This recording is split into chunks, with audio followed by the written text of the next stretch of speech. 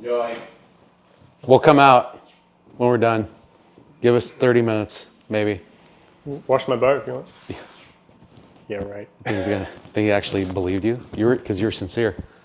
I mean, I'm half joking, but I know. 90%. I mean, that's a good place to start, because I think it's cool that you've got your cousin here, Rob, and you got younger team members that obviously have been coming and hanging out. I've been hearing recently, actually. Last weekend was Swiss Pro and Masters LCQ, but people were out here skiing with you. So that's I think that's really cool. I mean, backtrack to what I really want to talk about is I want to let people know that we've got a new Soul Skiing episode coming out probably in a couple days from when this launches. It's going to be May 14th, Wednesday. Beyond the Winds. We did that last year. I'm pretty proud of that project. Obviously it's weird to see yourself talk about your own life, so I'm sure that's weird. But I think it's a pretty cool project, and I can't wait for people to see it. But this is different, because you were pretty raw and real in that interview. We did it in your bathroom. That was crazy. Oh, yeah, that's right. Yeah. Remember that?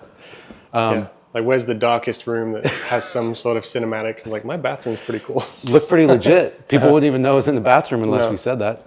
Yeah, thanks for ruining it. Sorry, I had to. Fuck it. We're trying to be real Behind here. the scenes. Behind the scenes. But dude, first off, congrats on 2024. That's huge. Yep. You're over 20 years into your pro career. What's happening? What did you do last year that put you here? Yeah, that's a really good question. And after the last couple of weeks, I wish I could bottle it up and just eat it because it seems to be fleeting again. Yeah.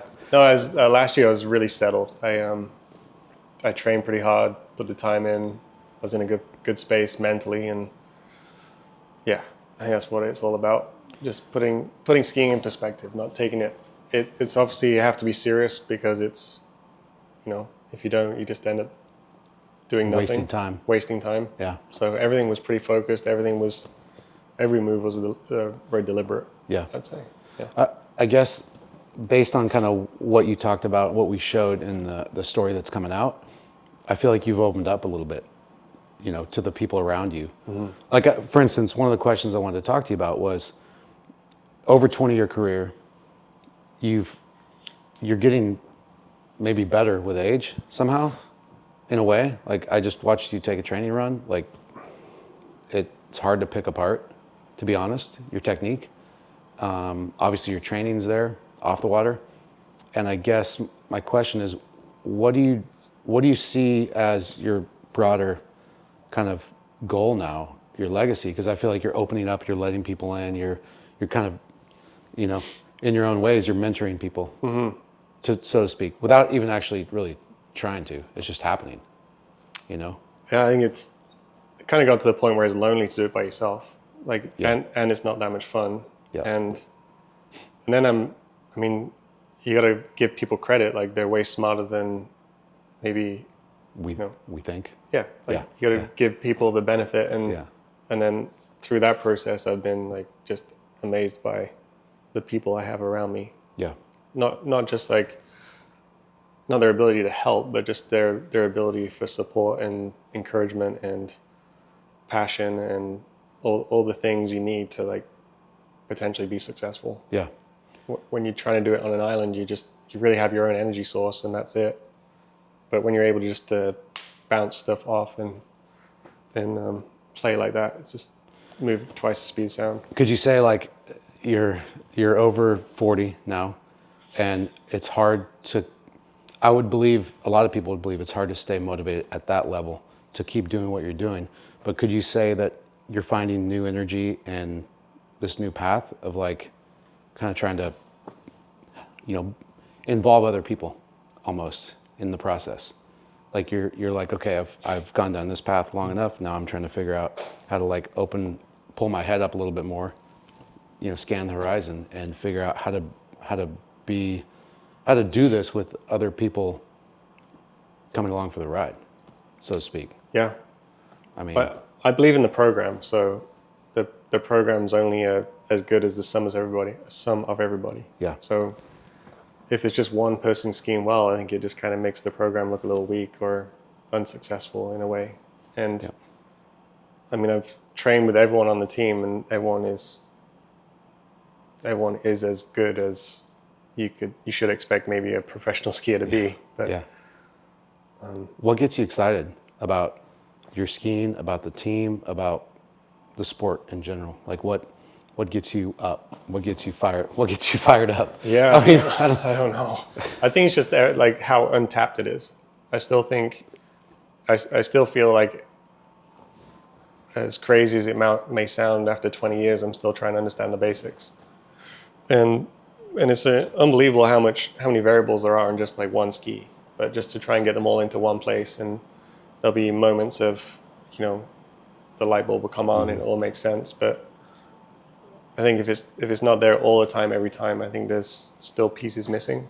And I think just it's probably a bit like a gold miner or something. Like, there's gold down there. Yeah. Like, you've done your tests, you've done the experiments, you've done a good pan, and you see it and it's there. But then to find like that, to actually strike it, to strike it's that a different thing. big goal where you get the big prize, I think that's a different step and a different level of understanding. Yeah.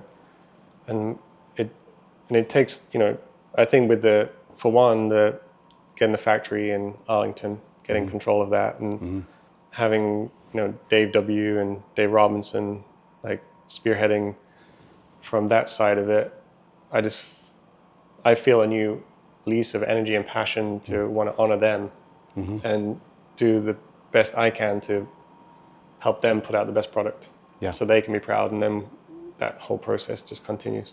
Other people are committed and they're showing up, so it makes it easier for you to be like, all right, here we go. Yeah, I got to show up. I got to do what I'm good at because they're doing what they're good at. Yeah, And you guys are a team. and it's not that it's about me, but I think I think there's a level of pride they get from, I made that ski, and then that ski I have my hands on is now on the podium in Italy, or you name the place. So that's definitely or nationals or regionals on the podium. Totally. Yeah. And so that's super motivating for me. And I think it's just discovery, and it's having purpose. And I think life seems a bit more shallowly without purpose. Yeah. So, Skiing brings purpose to you somehow. Right now, it seems to have a lot of purpose. Yeah. Yeah. It keeps me on the straight and narrow, keeps me motivated, gets me up in the morning, makes me go to bed, make good decisions. Most of the time. Most of the time. What happens? So when you fall off your path, when you're a little bit, because a lot of skiers that happens to, where they lose their way, they lose the feeling, right? Yeah. What are some fundamental principles that like rules, things that you've leaned on in the past that help you kind of rediscover that feeling again?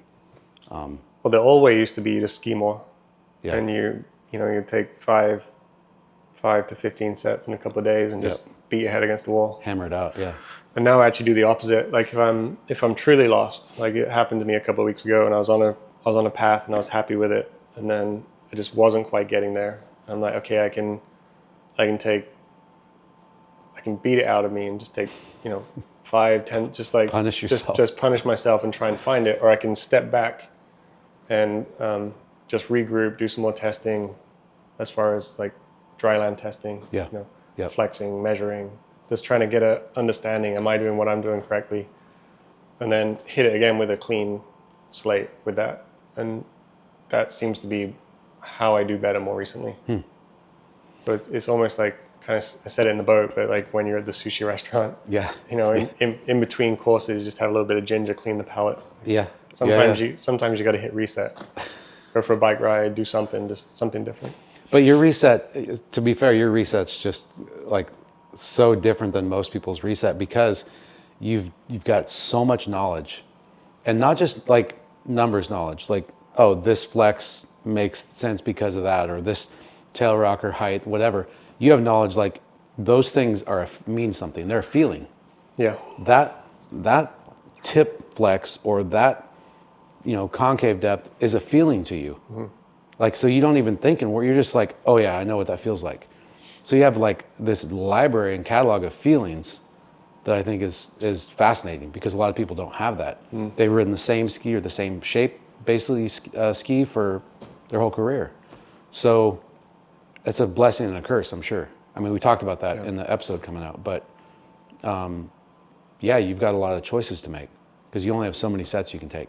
When I take 2 days off, the problem is I get 10 skis lined up.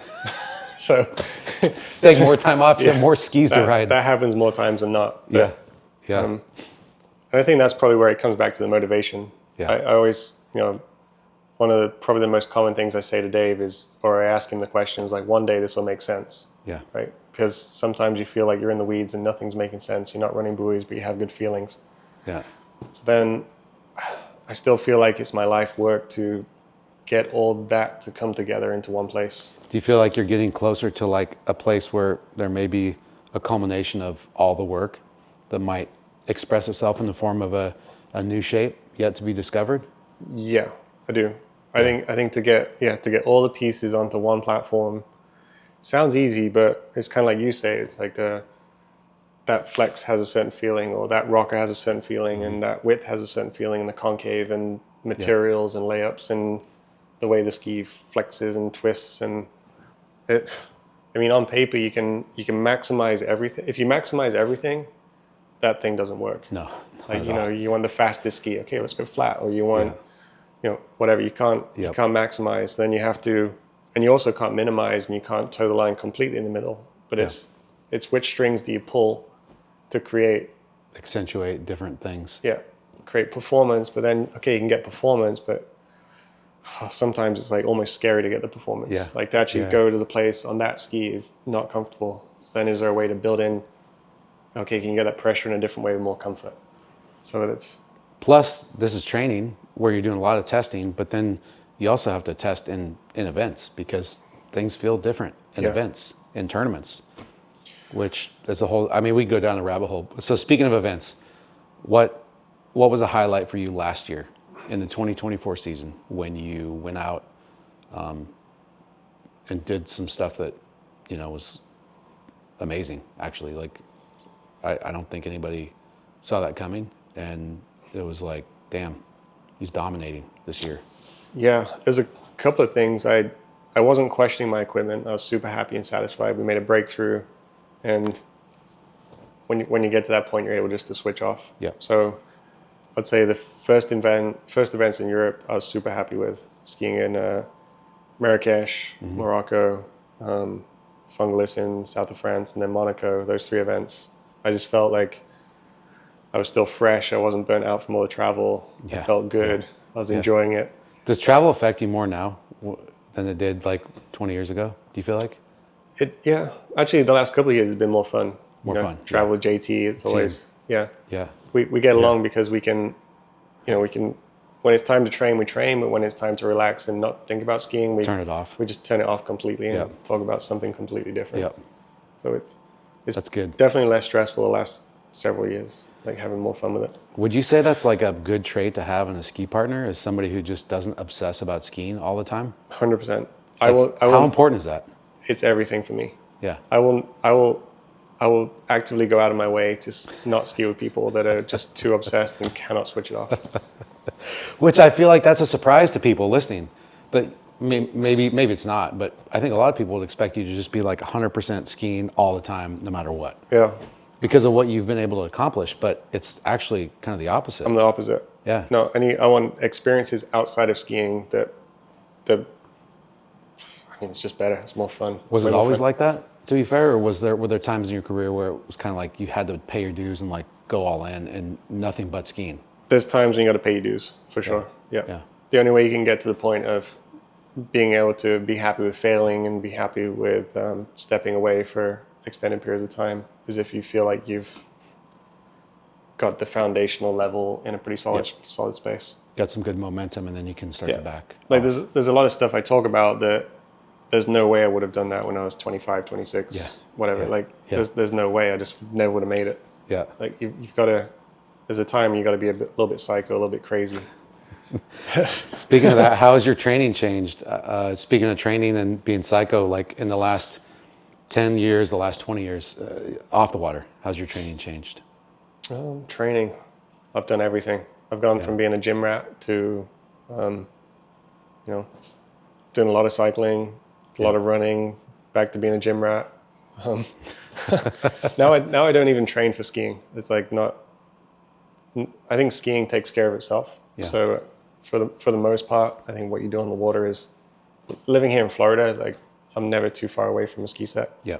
I think it's probably different if you live in, I'm just thinking of some of the skiers that live in the Midwest or the northern states that are frozen out for the winter. That's different. Like I think you need to put in that time and actually just completely lose base. But I'm never too far away from a ski. It's only a couple of weeks here and there.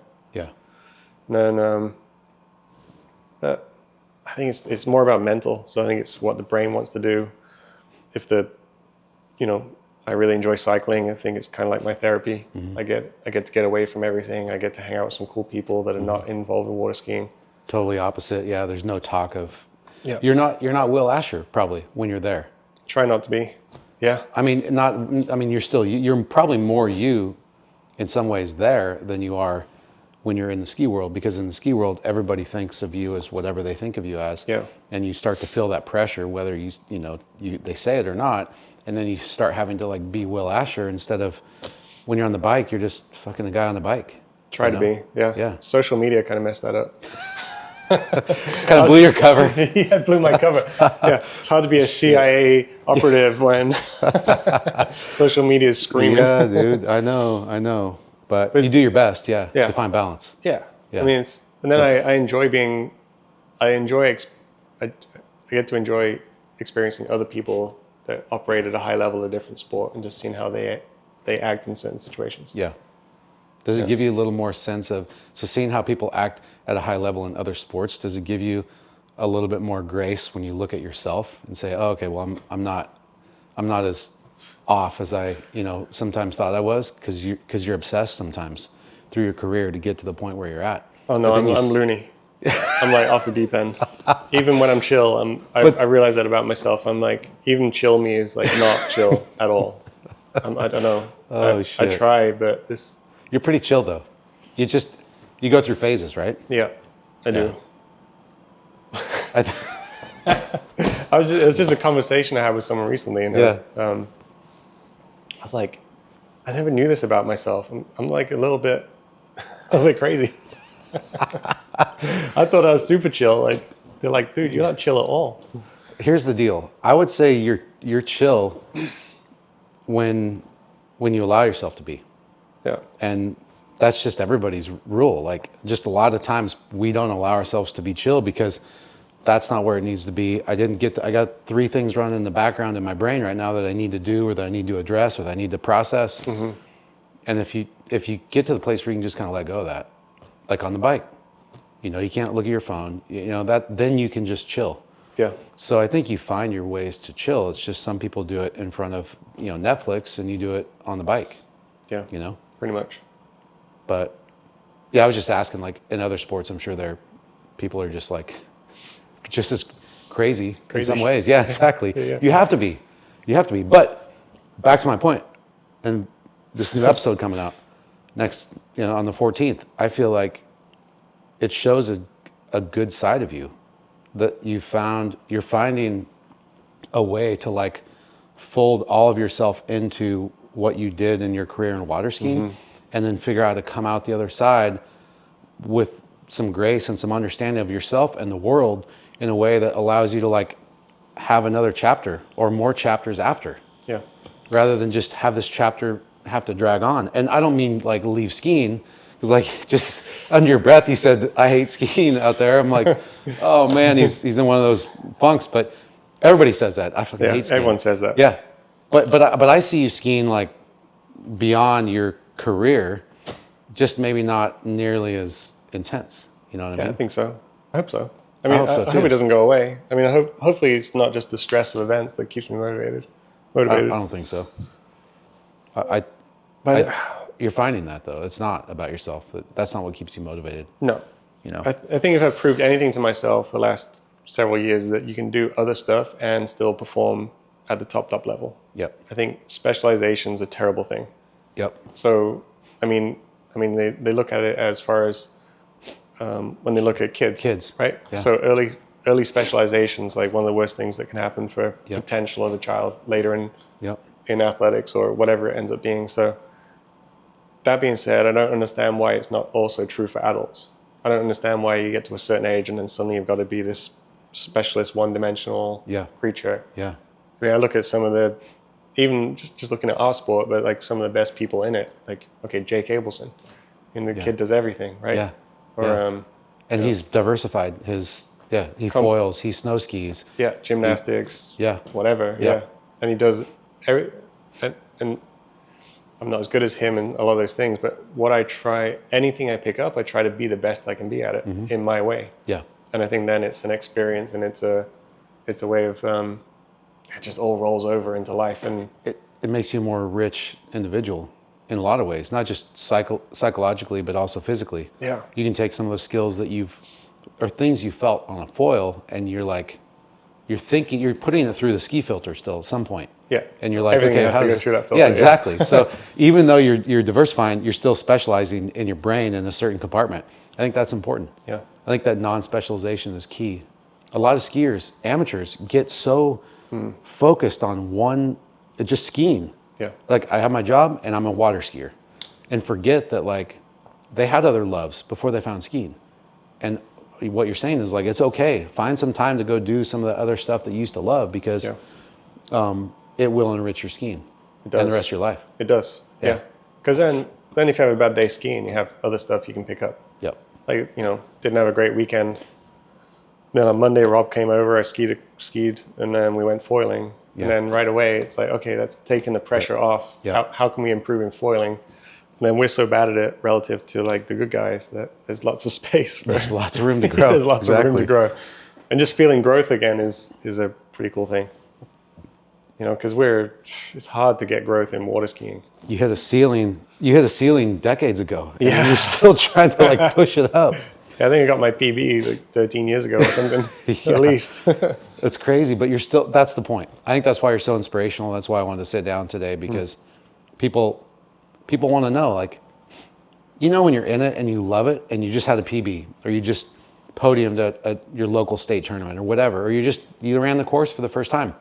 You want to think there's more runway, because you're like, I don't want this feeling to end, and you want to be able to still chase it. And for you, the fact that your PB was over a decade ago and you're still like, your first time, you're still chasing it. Like, that's inspirational.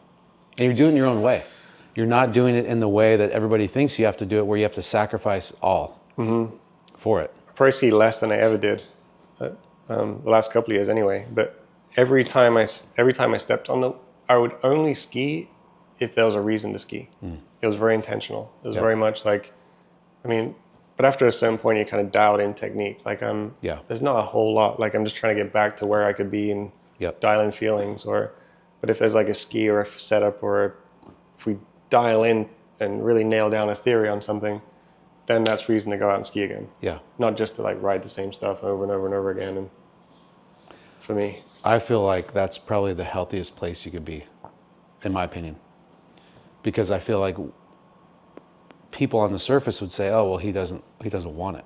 Like, he's not self-driven. He's not self-motivated. Like, it should be coming from within.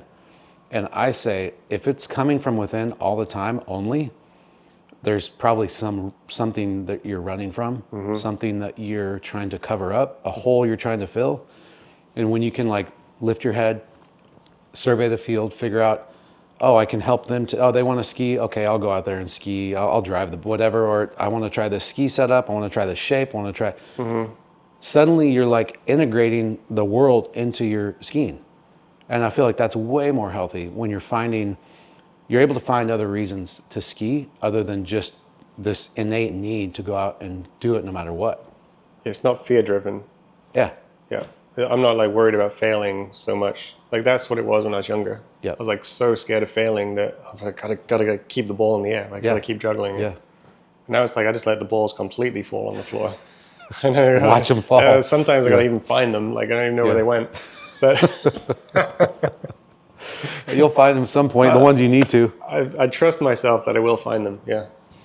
Right now, feels like the balls are lost, but we'll get them back. That's every pro. We know that. And somehow on the day you end up showing up. That's just the act of being a professional. Historically. Yeah. Yeah. Yeah, but I mean, you look at the body of work at some point, you have to trust. Exactly. And still, like, you know how you can come from the last training ride before a tournament and it's shit.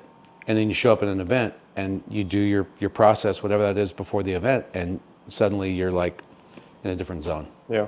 I think everybody has access to that. But, you know, you've done that more than most. So speaking of that, mentorship, do you feel like you have kind of a responsibility to that next generation in some way?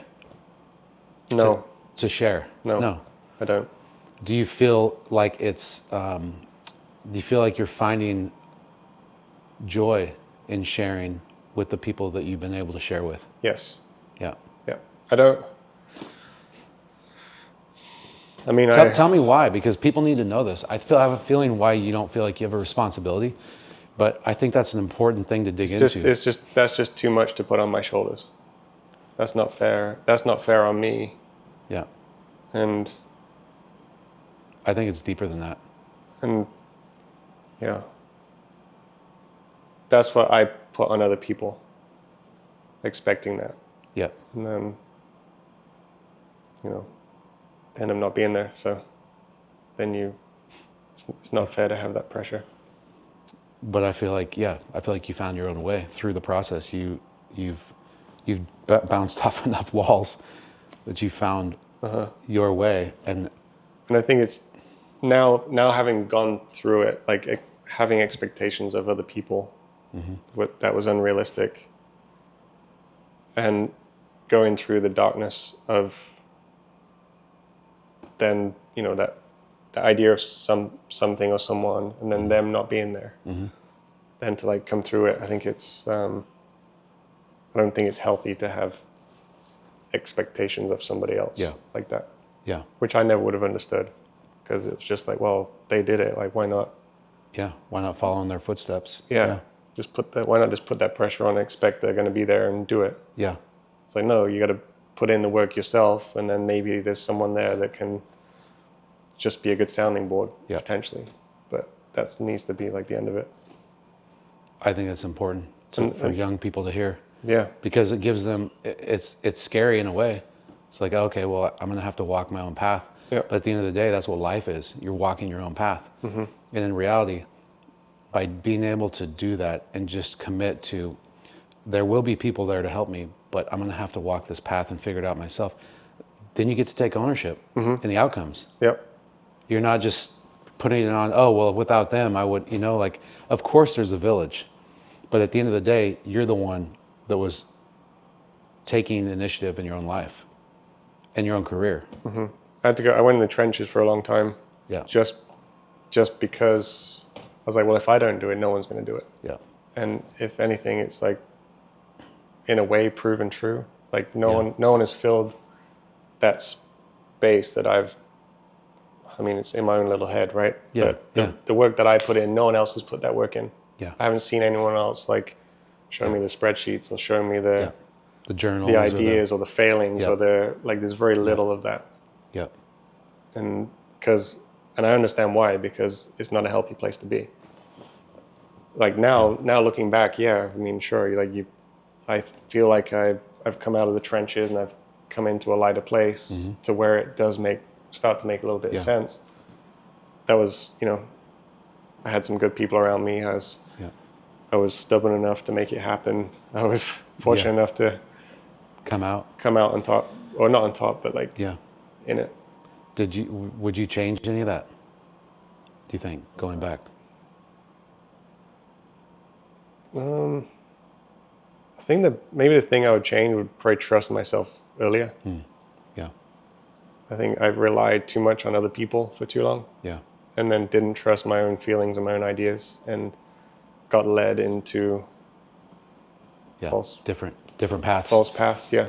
How much does intuition play into how you live your life and how you navigate your ski career?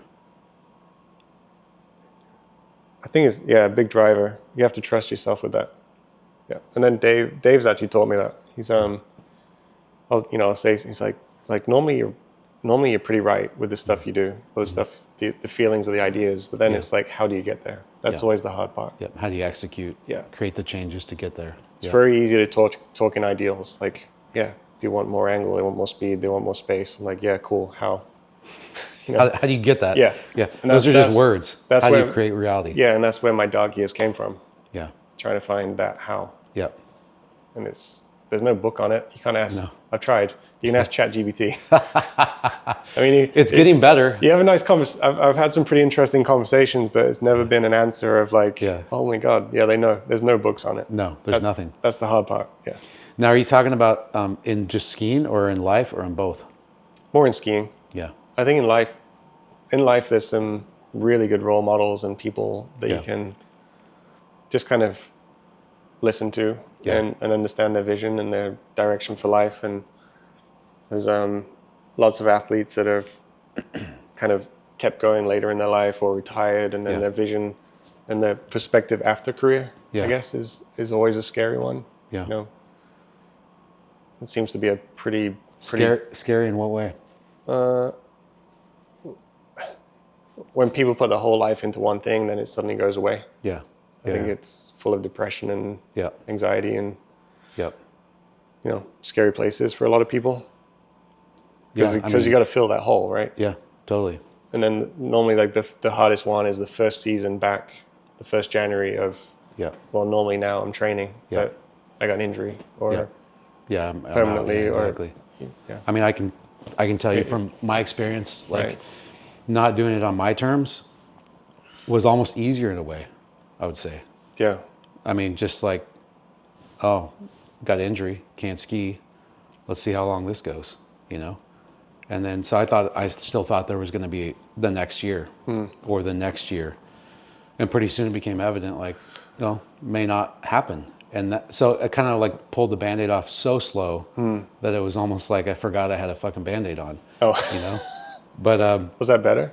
I don't know. Is it better just to rip it off or to just pull it off over the course of like 5 years? I don't know. But my point is, I know how tough, because I didn't really do what most people at your level have done in the sport. I had a couple lucky breaks, and so for me, we're not doing that. No, I'm just saying. But I never got. We're not minimizing it.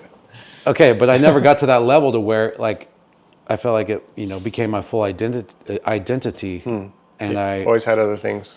Kinda like I love doing other stuff, and but still, like my point is, it was still hard, and I was lucky enough to pivot and do other things. But to your point, like if it's just that's your whole life, and that's why I feel like you found some healthy way forward. Yeah. And you're still finding it. Don't get me wrong. Like you're still trying to compete against the best, and you were the best last year on paper and on the water. But I feel like you're figuring out how to navigate an impending transition while it's still not happening yet. Like you're like I don't even know how to say it. You're like, it's like I know I'm gonna die. You know, I mean, it's obviously not. I'm not trying to. I mean, that's a hard thing to say, but essentially, essentially, a piece of me is gonna die. It's gonna time out, right? Yeah. It's a bomb. It's on a. Yeah. We don't know the exact. We don't see the timer, but we know there's a timer. Yep. Right. Like it could happen this year, maybe next year. It could happen next week. Like you just don't. Like you don't know it, right? So then, I think I probably always learned that from you as well. You always had other stuff going on. You were doing the videos or the, you had lots of stuff going on. Like you had other interests that you were very good at outside of like the immediate space of chasing buoys. And then I look at all the people that I seem to lean towards in life or in the sport, and they have interests outside of, this direct path. And maybe that's a subconscious way of trying to figure out what is going to be next. Yeah. I feel like that's your intuition. Like I was saying, like you've found a way to, whether you subconsciously are doing it or consciously or both, you're kind of like, all right, I'm pulling my head up. I'm still in it. I'm still enjoying it. You're probably enjoying it more than maybe you have in some ways. Yeah. And you're feeling close to some things that might have huge impact. And the fact that there isn't, like in life at large, anybody really to follow in a way. You've kind of been, like obviously you've learned from some of the greats, Bob and Chris and Andy and others, but you're kind of like, the sport's so young, and it is so like, it's so non-significant in a way. It's fucking water skiing, right? Yeah, it is. But it means so much to so many people that I feel like you're at this beautiful place where you're appreciating the moment. You're still on the cutting edge, and we get to sit around and watch. You know, we get to watch this unfold, and it's fucking awesome. It's a train wreck. No, it's not a train wreck. It's Some days it feels like one. I know, it probably feels like that too. You know how when you Yeah. watch a set, like somebody filmed you, and it felt complete trash, and then you watch it and you're like, actually, it doesn't look that bad. No. I mean, that's what it looks like to us. Even though it feels like whatever it feels like to you, it doesn't always look like a train wreck. So just FYI. Thanks. Yeah, I guess what's next? You know, like what do you hope to do this year to kind of wrap this up? Or are you just kind of trying to get, find that feeling again? Like what's the goal going into 2025? Masters is coming up in a couple weeks. Yeah. It's always a big event. Yeah. I think it's just just nice to have confidence in what you're doing. I think that's what I look for. Yeah. Like I want to believe in what I'm doing. I want to trust what I have, and I want to know, like, if conditions are even, that I'm going to be competitive. Like that's kind of what I like to get to. I don't want to feel like oh my God, am I going to make the finals, or am I? Yeah. That's not going to be there. Yeah. You just want to know, like, all right, I'm in this. I got confidence. Yeah. Yeah. And you can still make bad decisions. Like I made a bad decision last weekend. Yeah. But a lot of that was leading up to things in the future that I was more focused on. Yeah. And again, you can, even after so many years, you break protocol and timing and leave stuff to the last minute. But if I didn't do that last weekend, I would do it next weekend, and then it would roll into the summer. So Closer it's like to summer. Yeah. when you get on the edge of a breakthrough, it's like you've just got to roll with it. Yeah. And sometimes it fruits, sometimes it doesn't. Yeah. Well, sometimes the tournaments are in a weird spot, and you have to pick and choose and figure out what decisions to make when. Yeah. Is confidence something that would you say more times than not you've created through choices and through the hard work, or have you had to manufacture more? It's normally created for me. Yeah. It normally comes when I'll normally have a list of questions, and the amount of questions, the more I can answer, the more confidence I have. Yeah. So if there's a lingering question out there, that could plague me for months or a whole season. Yeah. And I'm better off just answering the question, failing if I have to. Yeah. Which is essentially what happened last weekend. I asked a question of the situation. Yeah. Turned out to be false. But now I no longer have that question. So I can move forward from it. I feel like, I don't know if this makes sense, but I feel like you've navigated your career, and even more so now than ever, by a timeline that's tied to this idea of what a perfect ski or what an ideal ski could be, rather than the timeline of when's the next tournament, when are the big tournaments. Like obviously that's there, but I feel like your timeline is driven by, you're on a different path in a way. Like ski design and trying to uncover and create something that's going to be better than anything you've ever ridden has been kind of the guiding principle in a way. Which because it does feel like a bit like my babies, I guess, like my children out there. Yeah. I have like thousands of children that people are trying to optimize experience. And ride. Yeah. And it does feel good when people like that change my life, or because it does change people's lives. As stupid as it sounds, like that's their release, that's their enjoyment, that's their pleasure. The happiest times I've seen people have been on a water ski behind a boat. Yeah. It doesn't get much better than that. Especially when you have that ride, and people, what that ride is, where you go out and you're like, damn, I can do this. You're like, I just did that. Yeah. And your friends are there. Like you get to share it with people. That's why it's important. It is. It's stupid. They're little red balls. We go around them. It's a dumb thing, but it's also super important. It is important. And we don't know why. It's important to have something else. Yeah. Just kind of a reason. Just something outside of life, something outside of the day-to-day life and the grind. Something just to take a bit of the energy, a bit of the focus, keep the life on path somehow. Because if you have nothing, then you're gonna find it, and you might find it who knows where you're going to find it? Drugs, alcohol. Yeah, exactly. Well, it's going to be exciting to watch 2025. I'm stoked. We'll do better. Yeah, I just go do you. Do what you're doing. I think it's working. I'm excited for people to see Beyond the Winds. It's going to be fun. That'd be cool. May 14th. Check it out. Check it out. Thanks for joining, dude. Thank you. I appreciate it. Yeah. Awesome. Your hands are so gnarly. Dude, well, that's what happens when you get them caught in the They're handle. like so strong, dude. Like Really? I feel